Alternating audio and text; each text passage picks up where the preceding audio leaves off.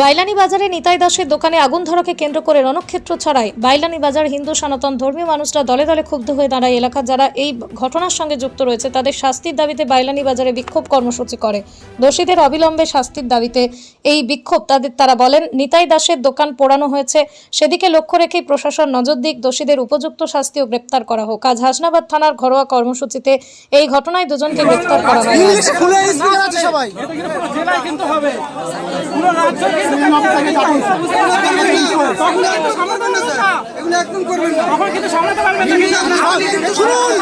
সংবিধানের 22টা ভাষায় মানুষ এটা জানে, সংবিধানের 22টা ভাষায় জানে।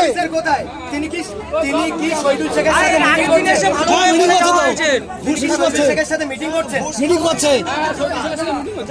দেখুন প্লিজ, দেখুন আপনি বললেন সেকেন্ড অফিসার আছে, তো ওনাকে পাঠান না।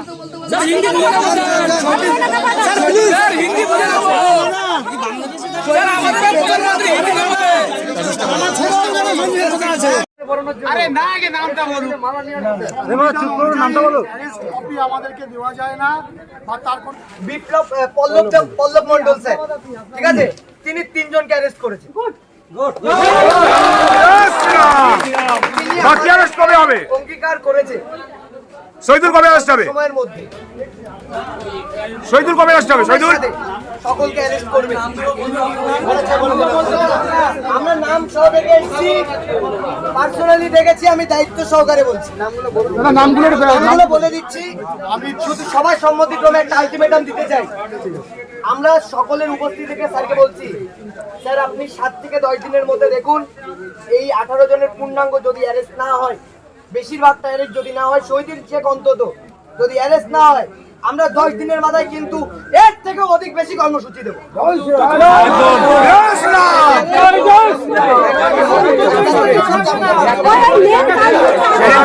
বন্ধ হবে।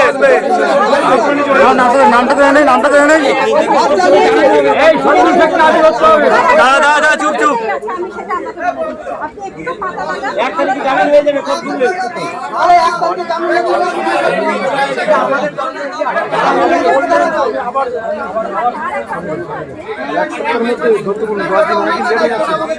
জামিন হয়ে যাবে, জামিন হয়ে যাবে 1 তারিখে।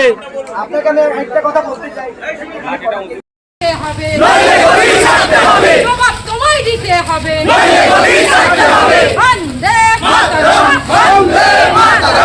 জয় শ্রীরাম, জয় শ্রীরাম, জয় শ্রীরাম, জয় শ্রীরাম। এই জেহাদিদের বিরুদ্ধে, এই জেহাদিদের বিরুদ্ধে এই হিন্দু বিগত দিনে থানাতে এসেছিলাম। থানাতে এসে আইসির সাথে আমাদের টিম কথা বলেছিল। কথা বলার পরেও আমরা কোনো তার সুরাহা পাইনি। আজকে আমাদের মধ্যে নিতাইদা উপস্থিত রয়েছেন, হাসনাবাদ থানার সকল সদস্যরা আপনারা ওখানে উপস্থিত রয়েছেন। শহীদুল শেখ সহ 18 জনের নামে এখানে যে এফআইআর করা হয়েছিল, তাদেরকে এখনো পর্যন্ত হাসনাবাদ থানা একজনকেও গ্রেপ্তার করে দেখাতে পারেনি। তারা সম্পূর্ণভাবে তৃণমূলের চটি চাটাগিরি করেছে। আমরা দেখেছি, আমরা তার প্রমাণও পেয়েছি। হিন্দু সুরক্ষা বাহিনী সহ, হিন্দু সুরক্ষা সমিতি সহ প্রত্যেকটা হিন্দু আজকে এই নিরীহ নিতাই দাসের পাশে দাঁড়িয়েছে। প্রশাসনকে এখানে দাঁড়িয়ে জবাব দিতে হবে। শহীদুল শেখ ওরফে তৃণমূলের দিদির চটি চাটা, তার পক্ষপাতিত্ব করে সেই ব্যক্তিকে আলটিমেটাম দিল, আপনি 2 দিনের জন্য কোথা থেকে ঘুরে আসুন।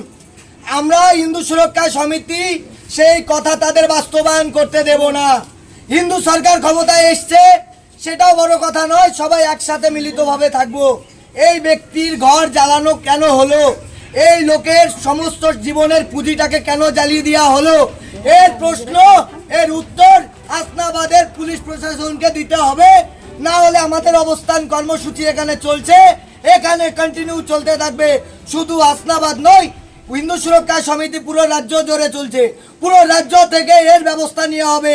প্রত্যেকটা জায়গায় জায়গায় অনশনে বসবে। আমরা চাইবো আইসির পদত্যাগ, এবং এই যে ব্যক্তি যারা ঘর জ্বালিয়েছে, যারা প্রতিষ্ঠান জ্বালিয়েছে, যার মন্দিরটাকে জ্বালিয়ে দিয়েছে, তাদেরকে অবিলম্বে গ্রেপ্তার করতে হবে। জয় শ্রীরাম।